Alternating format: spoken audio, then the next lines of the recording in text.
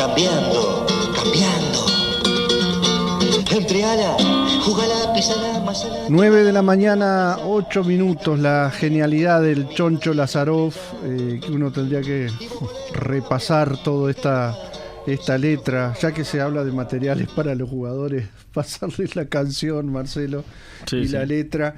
La intención, siendo viernes hoy, asomándonos al primer fin de semana de julio, es, valga el término en este caso, pelotear un poco en torno a lo que dejó no solo no tanto la participación futbolística de Uruguay en el Mundial, que sigue en su camino, sino también la vivencia en el fútbol uruguayo de la presencia de alguien como el entrenador argentino Marcelo Bielsa, ¿no? Que ya tiene un reconocimiento internacional de años, de sus particularidades, en fin, pero ¿qué dejó en ese sentido?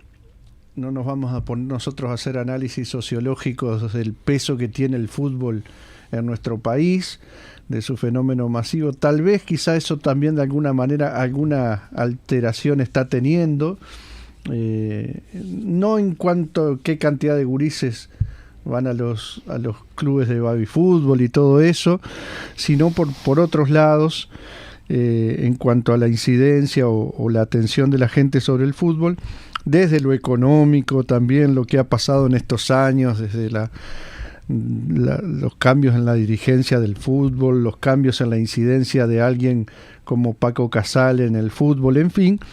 Pero esto último y temas que deja planteado, que dejó picando Marcelo Bielsa sobre el fútbol en general, porque es alguien es un entrenador que se anima a hablar de otras cosas, ¿no? Además del fútbol, y no nos vamos a poner a discutir si tendría que haber sacado a Valverde antes y puesto a fulano, mengano. Ni siquiera, Marcelo, supongo, no sé, por qué no llevó a fulano, ¿no? Claro. Enteró por qué llevó lesionados, aunque ahí también hay algo de valores extrafútbol, ¿no? Que le explicó también.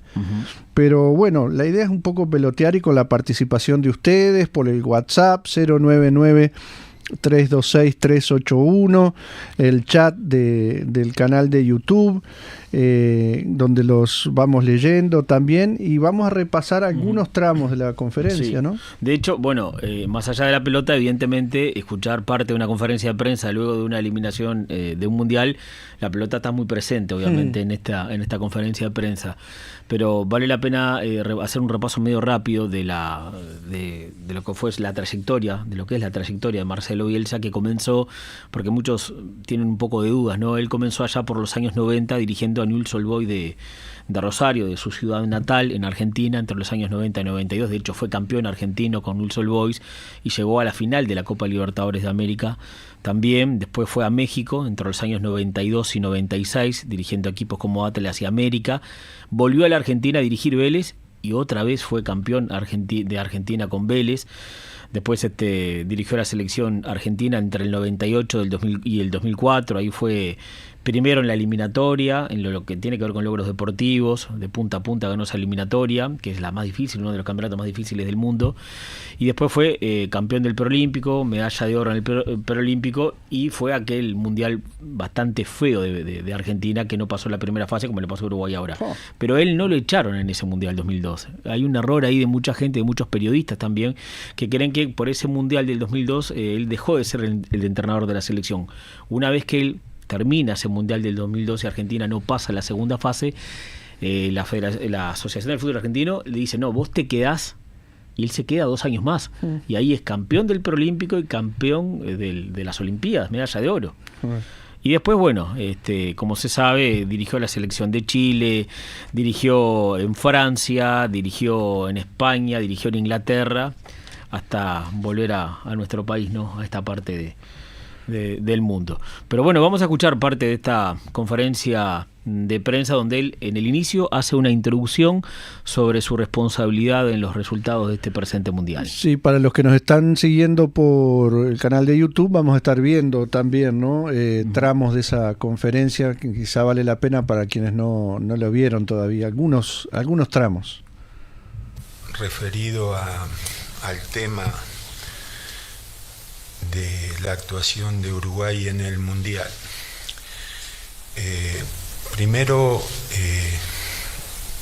si yo tengo la obligación de calificar la actuación del equipo dirigido por mí. Creo que como esa es una pregunta inevitable, siento que hemos decepcionado a los aficionados, que es una frustración muy grande, que era totalmente imprevisto que la posición final nuestra fuera la que fue, difícil de imaginar, y que es una caída que para nadie puede admitirla, aceptarla o soportarla, ¿no? Me refiero especialmente al público, que son los destinatarios de lo que nosotros hacemos. Fundamentalmente el fútbol es una cosa que mueve las pasiones, las emociones, y explicar lo que protagonizamos es una formalidad que, sea dicha como sea dicha, por más sincera que sea la explicación, no puede ser aceptada. Respecto de mi responsabilidad en lo que ha sucedido, creo que es muy clara, que yo no puedo justificar la posición que obtuvimos. Sintéticamente, la gestión que yo hice de los recursos con que contaba, me refiero a la calidad de los jugadores disponibles, no fue suficiente. Por supuesto que hicimos lo máximo, tanto yo, mis compañeros de trabajo y los jugadores. Claramente no alcanzó. Tengo la convicción que si hubiera optado por caminos diferentes a los que opté, no creo que pasara por esa opción revertir los resultados que obtuvimos. Así que las dos preguntas principales que tienen que ver con mi responsabilidad y con la valoración que hago de la actuación, es lo que acabo de decir. Respecto del apoyo recibido, el apoyo que yo he recibido tiene que ver con la estructura que la AUF puso al servicio de mi tarea, que fue impecable, y la relación con el público, que la agradezco, que la sentí siempre cercana y de apoyo. Me refiero a todo el tiempo previo al comienzo del Mundial, y sinceramente no tengo ninguna situación por la que pueda reclamar en cuanto a no haber contado con todo lo necesario para que los resultados no fueran los que fueron. Escucho las preguntas. Buenas tardes, Marcelo. Alfonso Irrazábal. Giles por salir a buscar empates. No podía ser Bueno, estaba la introducción, ¿no? De la conferencia de prensa de Marcelo Bielsa, ¿no? Exactamente, que incluso se especulaba antes de esta conferencia si iba a permitir preguntas o no, ¿no? Dentro de toda la carga subjetiva que se ha ido construyendo sobre Bielsa, y Bielsa se sentó ahí esperando hasta que el último que quiso preguntar, supongo, preguntó una hora, más de una hora y un poquito más casi de una hora, ¿no? Y 40 minutos. Bueno, y ahora vamos a escuchar una pregunta, porque ¿qué pasó? Acá hay que explicar un tema, ¿no? Hay una guerra periodística de un sector del periodismo contra Marcelo Bielsa, que habitualmente son los mismos que en su momento, bueno, fueron críticos del proceso del maestro Tavares al frente de la selección. Lo hablábamos con el periodista Jorge Señoranza, cuando hace poco estuvimos conversando con él. Pero acá hay un tema mucho más profundo, que es la venta de los derechos de televisación del fútbol uruguayo. El actual presidente de la AUF, con sus errores y virtudes, fue el primero que después de 25 años llamó a una licitación para cambiar los derechos de televisación. De hecho, perdió Tenfield, como todos sabemos, vinieron otras empresas. Tenfield pagaba, recuerden, $600.000 por año a cada club del fútbol uruguayo, y ahora con estas nuevas empresas se le paga a cada club por año $2 millones. Bueno, eso no le costó barato al presidente de la AUF. Los periodistas habitualmente que trabajan directa o indirectamente para Tenfield hicieron una guerra al actual presidente de la AUF y al ejecutivo, y por ende Marcelo Bielsa, al ser nombrado por este presidente de la AUF, aprovecharon para matarlo directamente. Entonces estaban esperando evidentemente el fracaso de Uruguay y de Bielsa en este mundial. Uno de los periodistas que pregunta ahora justamente es del Espectador Deportes, y que le hace la pregunta del relacionamiento de Marcelo Bielsa con los jugadores en el Mundial, teniendo en cuenta que estos periodistas que le hicieron la guerra a Bielsa adujeron sistemáticamente durante todo este proceso del Mundial y previo que Bielsa no tenía buena relación con los jugadores, y que los jugadores, bueno, le habían pedido un montón de cosas a Bielsa, que no estaban de acuerdo con su tipo de entrenamiento y ese tipo de cosas, ¿no? Bueno, escuchamos. Sí, incluso le dijeron, podemos decir algunos nombres, Marcelo, Julio Ríos particularmente, y su equipo, ¿no? El equipo no solo él. De hecho, los periodistas que le hicieron la guerra directa a Bielsa, de este lado del Río de la Plata, Julio Ríos, Sergio Gorsi, Rodrigo Romano, en su momento Federico Huizán, Diego Muñoz, el hijo de Carlos Muñoz. Sí, que ahí tenés un caso, por ejemplo, Romano, yo lo he visto últimamente, creo que compartimos un video que fue como más cauteloso, lo escuché en sus críticas respecto a alguien como que se dio vuelta, que es Diego Muñoz, que era anti Paco Casal, ¿verdad? Recordemos que viniendo de su padre tuvo diferencias con Paco Casal importantes, y el otro día lo veíamos, Diego Muñoz, que ahora accedió a otras pantallas, ¿no? Ahora está en Canal 12, bueno, estuvo en ESPN, lo echaron, pero está en Canal 12, y la verdad que me sorprendió la saña con S, que está destilando contra Bielsa, pero esto que decías vos de las versiones que circularon, esto de que había habido alguna reunión, que es cierta y que Bielsa lo cuenta, pero como que le habían pedido hasta cómo jugar, ¿no? Como decía nosotros, colgarse bajo el arco, ponerse, ahora le llaman el bloque bajo, de quedarse todos en el área, por poco defendiendo. Defender más cerca del arco. Y que y esto de que se pararon algunos mientras habló, que se enojaron y se pararon y se fueron, ese tipo de cosas que después nadie ratificó eso. Hay que recordar también que en su momento, por ejemplo, un futbolista como Canovio tuvo un problema con Bielsa, hay que decirlo. Canovio estaba sentado en la concentración, en una silla, y tenía los pies arriba de otra silla, como uno se sienta cómodamente en su casa, y pasó Bielsa y le dijo que si podía bajar los pies de la silla, ¿no? Y él se ofendió, se enojó, declaró públicamente, están los videos en YouTube, de que él sintió en su momento que le faltó respeto porque le pidió que bajara los pies de la silla. Sin embargo, las voces del fútbol, el programa de Julio Ríos, está en Canal 5. O sea, el Canal 5 y la dirección de Canal 5 atraviesa ahí, no sé si es coproducción o cómo es. Puede ser, pero bueno, es como el dicho, va por los dos caminos, ¿no? Sí, Gorsi está como fuera de concurso, porque él es coherente, siempre ha sido basura y va a seguir, y no cambió, no se dio vuelta. Bueno, por ahí tenés Gorsi, Julio Ríos y Nacho Álvarez, fuera del fútbol, hicieron la guerra. ¿Y sabés quién le hizo la guerra en Argentina? Feima. Claro, sí, seguro. Bueno, podemos seguir escuchando. Vamos. A ver esta pregunta. Ustedes, muchos de los números, y podríamos marcar un punto de quiebre, la Copa América, los números hasta la Copa América y después de la Copa América. Y a partir de ahí mucho se habló del relacionamiento, del vestuario.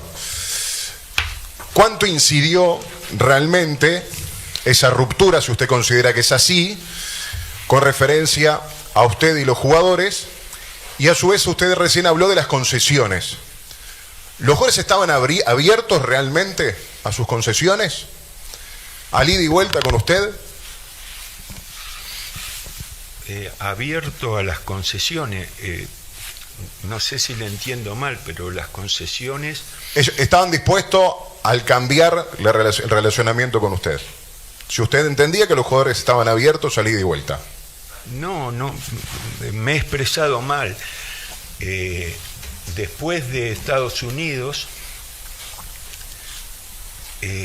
yo hablé con grupos de jugadores, para grupos reducidos, para que cada jugador expresara lo que sintiera. Cuando hay mucha gente eso es más difícil.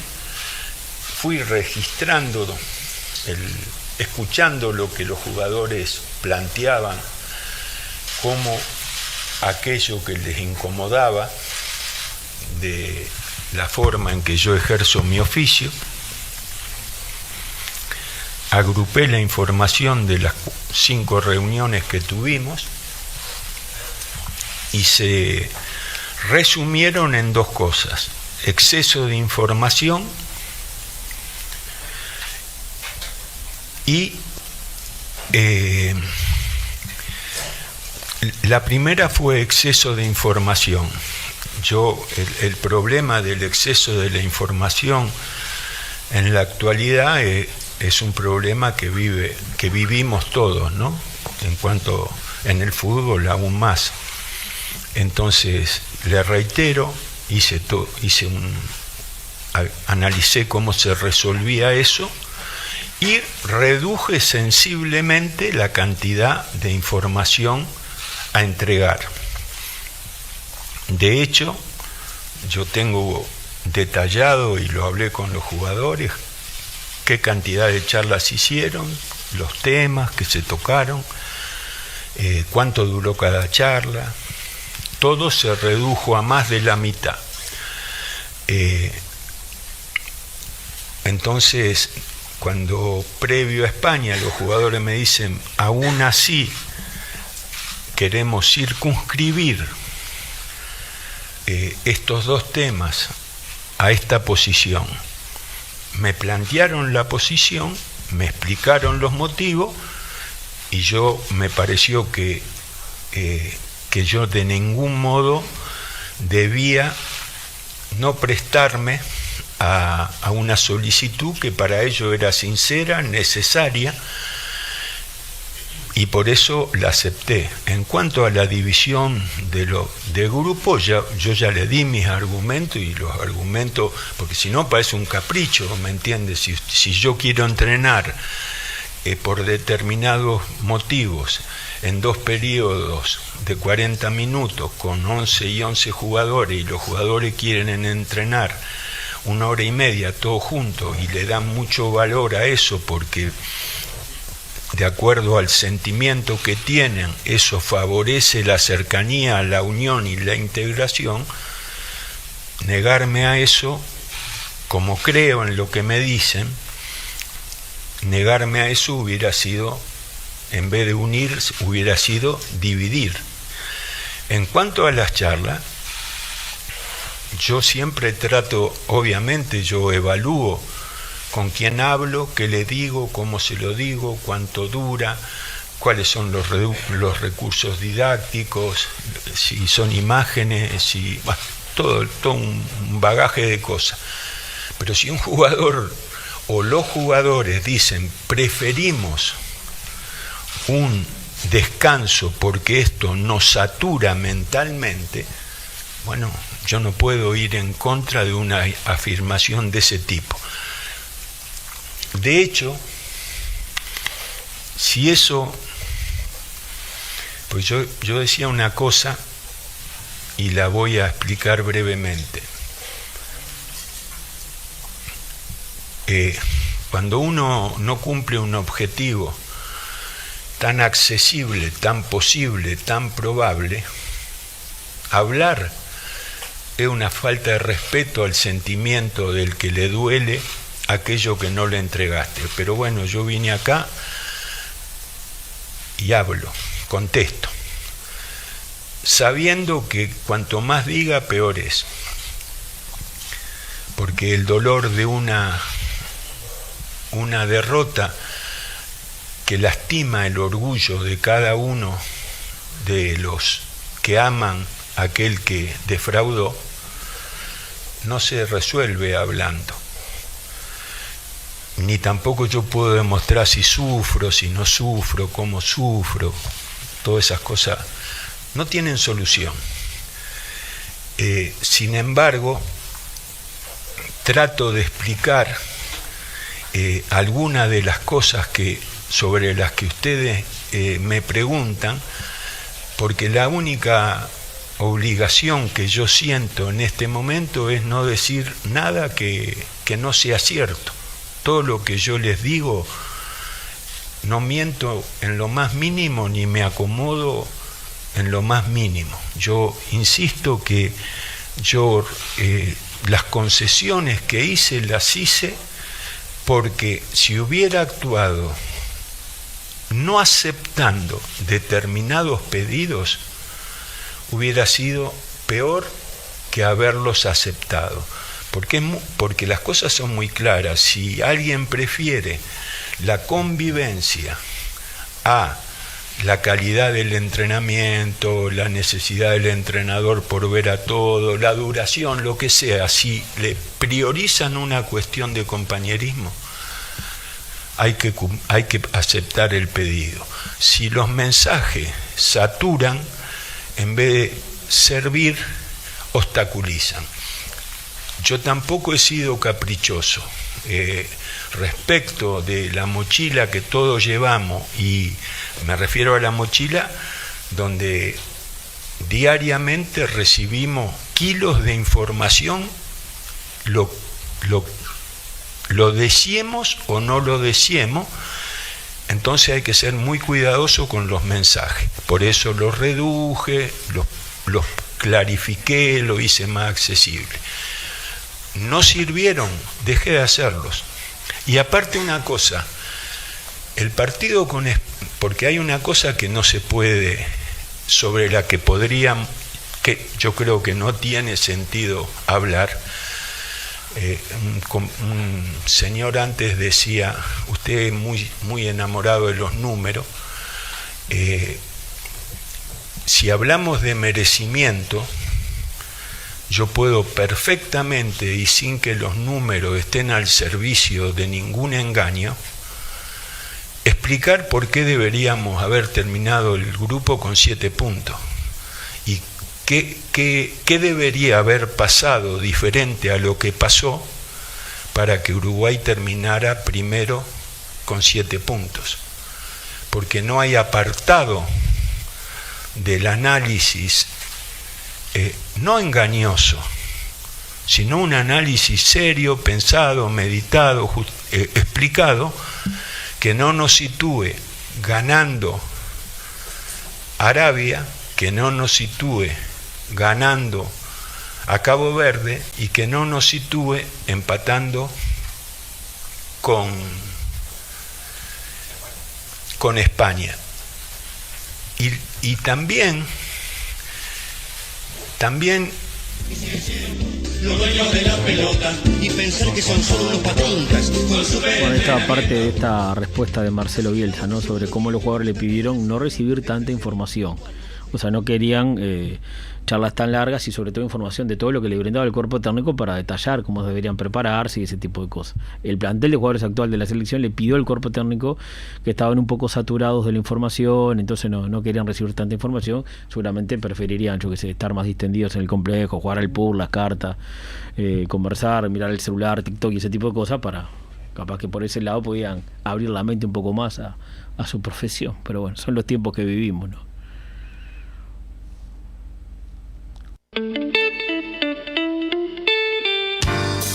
Transmite Radio 36, Centenario, de Montevideo, Uruguay.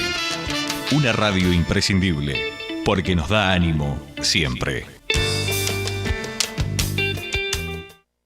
Tabaré Leyton en vivo en Sala Citarrosa. Lo que pido yo es andar contigo. Una de las voces más destacadas del canto rioplatense presenta Memoria Criolla en concierto y con invitados especiales. Cruzando montes y valles con alas. Miércoles 9 de septiembre, 21 horas, en Sala Citarrosa. Entradas en venta por Ticantel, redes de cobranza y boleterías de la sala. Silencio en la noche. Una invitación a redescubrir la raíz criolla a través de una voz que emociona y conmueve. Tabaré Leyton en vivo en Sala Citarrosa. Tristeando por eso. Invita Bizarro. Se alquila apartamento en Palermo a estrenar. Piso 8 al frente. Canelones y Yaro. Un dormitorio, aire acondicionado, cuenta con espacios comunes en el piso 10, parrillero y espacio de recreación, cerca de centros de estudios y de la Rambla. Comunicarse al 099 98 38 40. 099 98 38 40.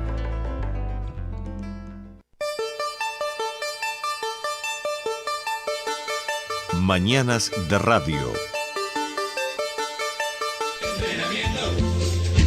Así que vamos de segundo tiempo, que tal vez ya sea el tercero, o el cuarto, o el sexto, no importa, 1000 veces. Pelota al medio.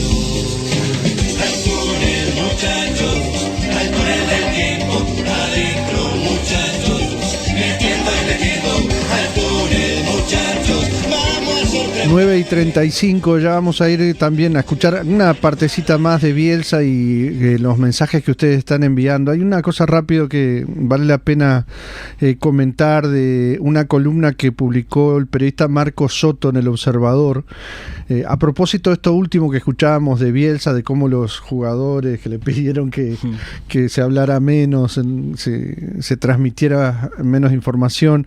Y dice Soto: el neurocientífico Mariano Sigman le dedicó un libro entero a este tema. En El poder de las palabras sostiene que el lenguaje no solo comunica, moldea el cerebro, baja el cortisol, que es la hormona que regula, por ejemplo, el estrés, ¿no? Y ordena el metabolismo, en fin. Bueno, que el lenguaje ordena el pensamiento, dice este neurocientífico también, y aporta dos ideas que iluminan este caso. La primera: la conversación es un amplificador. Cuando hablamos con otros, decidimos mejor. La clave está en el sustantivo, conversación, no monólogo, no catarata. El amplificador funciona en las dos direcciones o no funciona, en el valor del diálogo.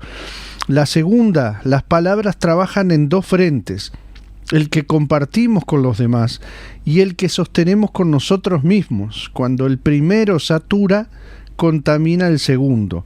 El jugador que no puede escuchar 10 minutos más no está apenas cansado del proyector, está peleando con su propia cabeza. Ahí está, creo, el gran malentendido del ciclo, dice Marco Soto. Bielsa fue probablemente el técnico que más creyó en la palabra en la historia reciente de la Celeste. Charla, video, insistencia, repetición.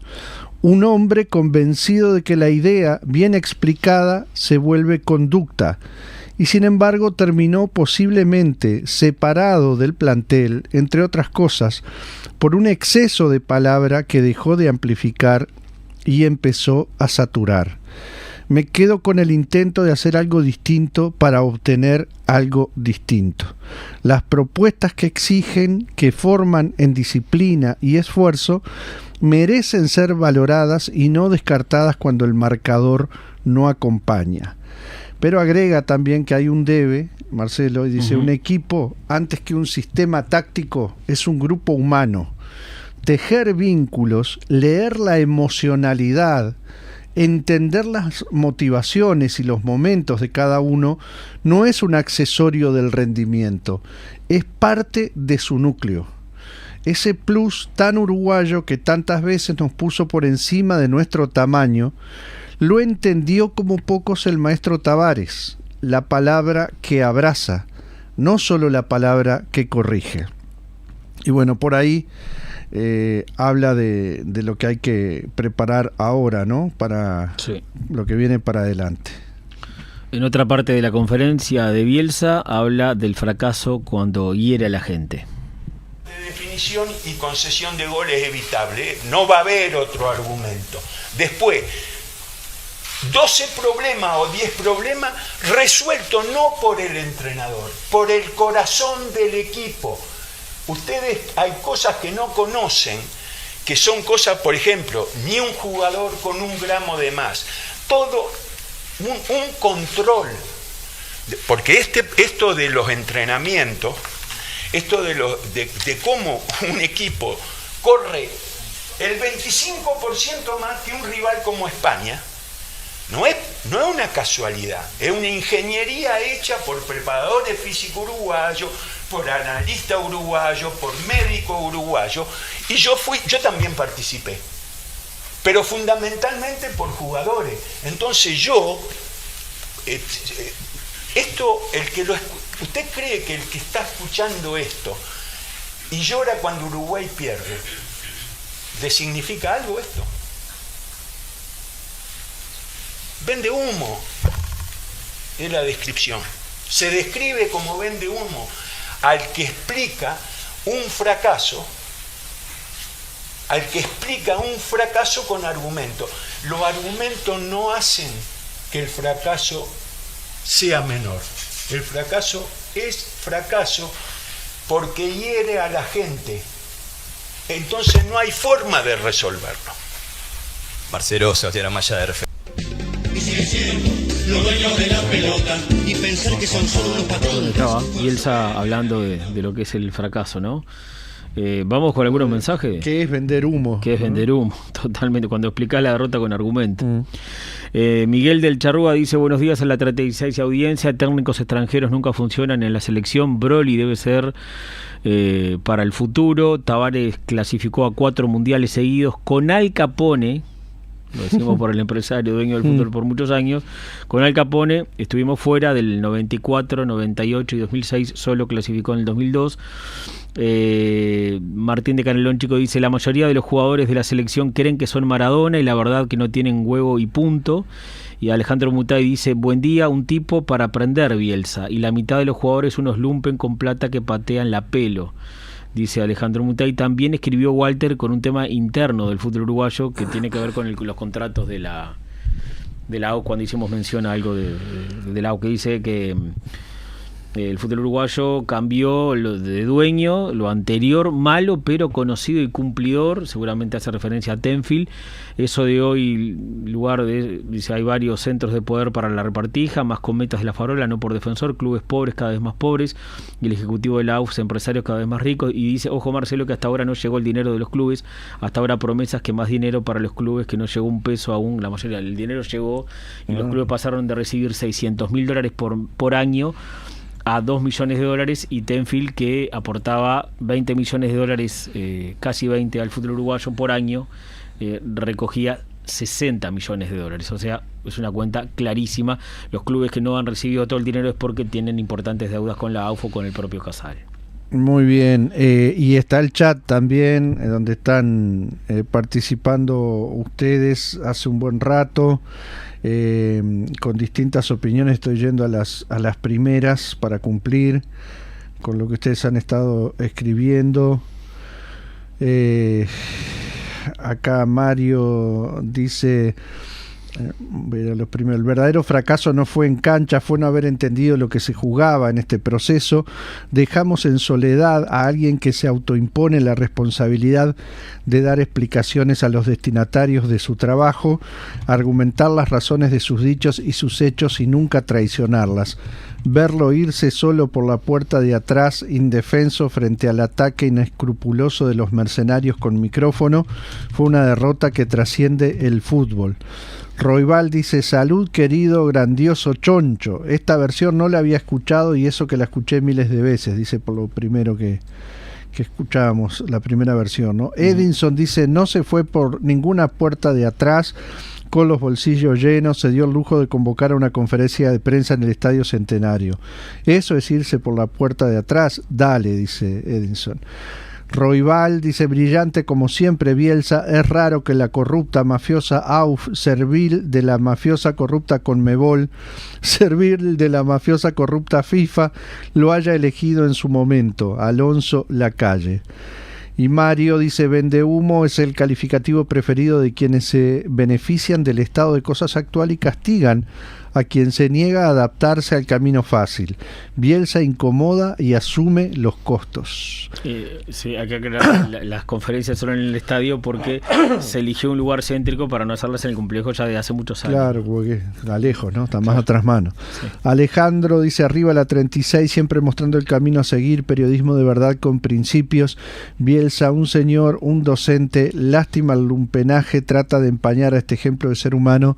Arriba, muchachos. Gustavo dice: buen día para todos. El problema es el sionismo, dice, que está en todo. Gobierno, por ejemplo, y ni que hablar en el deporte. La conferencia fue como escuchar a alguien que sabe de fútbol frente a analfabetos. Edinson dice: a los que sí echaron por la puerta de atrás y como perro fue a Carrasco por perder con Venezuela, y al Tornado Alonso, que después que enderezó el desastre de Tavares por lo de Qatar. Roibal dice: como ignorante televidente de fútbol, la única conclusión que tengo es que la lacra inmensa de Valverde, dice, no debería ponerse la celeste nunca más, le queda inmensamente grande. Bueno, cumplimos con leer las opiniones, ¿no? Sí. Gustavo agrega: se están olvidando del imitador de Solé, que habría que saber qué formación académica tiene. 1000 años y no sabe nada de fútbol. Los que están alrededor de todos estos judas son alcahuetes. Ríos terrible terraja, dice. Roibal agrega: los más fachos recalcitrantes lo odiaron siempre. Qué casualidad, ¿no? Uh-huh. Miguel Orpi dice: Bielsa es un sabio del fútbol, siempre le costó el trato humano. Es muy difícil entrarle a jóvenes que viven en burbujas. Ojalá rescatemos lo mucho positivo que dejó. Y bueno, por ahí se repiten, están mucho participando. Mario desde Berlín: ¿quién cuestiona hoy el papel de los medios de comunicación en la realidad social? Está destinado a ser un paria. Lo más triste es que él siente que a nadie le interesa escucharlo, ¿cierto? Es duro eso también, ¿no? Maite saluda: buen día para todos. Roibal dice: el técnico español de La Fuente contó el otro día que estuvo 5 meses yendo a ver los entrenamientos del Athletic Club de Bilbao cuando Bielsa era técnico. Qué nabo el tipo, ¿no? Dice Roibal irónicamente. Y Maite dice: digan lo que digan, los jugadores son los que no hacen los goles que se necesitan, pero siempre el director técnico es el culpable para ellos. Y Roibal agrega: Pep Guardiola viajó años atrás, especialmente a Rosario, a pasar un día entero hablando con Bielsa. Otro nabo, Pep, ¿no? Dice irónicamente. Y alguien que firma: maldito seas Estado de Israel, dice: muy aburguesados los guachos de la selección. Hay más, ¿no? Estamos sí, que el técnico de la selección de Estados Unidos ahora, Mauricio Pochettino, él, bueno, debutó en Newell's Old Boys dirigido por Bielsa. Bielsa lo ascendió a primera división y él declaró en este mismo mundial que se recibió de entrenador porque admiró tanto a Bielsa como jugador que decidió hacer la carrera de entrenador. Claro. Aparte de la fuente del director técnico de España, ¿no? Hay mucho por seguir analizando, ¿no? Sí. Tenemos que redondear. Y también está, por ahí había alguna opinión de Valverde.